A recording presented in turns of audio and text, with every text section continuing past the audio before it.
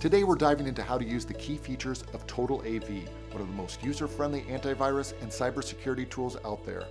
Whether you're new to TotalAV or just want to make sure you're using it to its full potential, this video is for you. First up, real-time protection. This is your always-on bodyguard that scans every file and app as it runs. To check if it's enabled, go to your app dashboard and make sure real-time protection is switched on. This feature blocks threats before they can do any damage, so keep it on 24/7.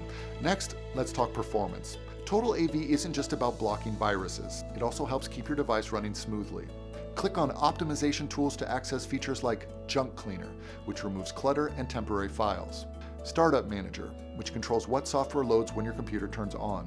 And Duplicate File Finder, which is a great tool to identify duplicate files that are using up so much unnecessary storage space.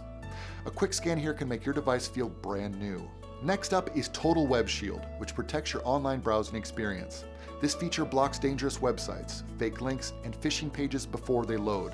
Just install the Total Web Shield browser extension onto your website browser and you're good to go.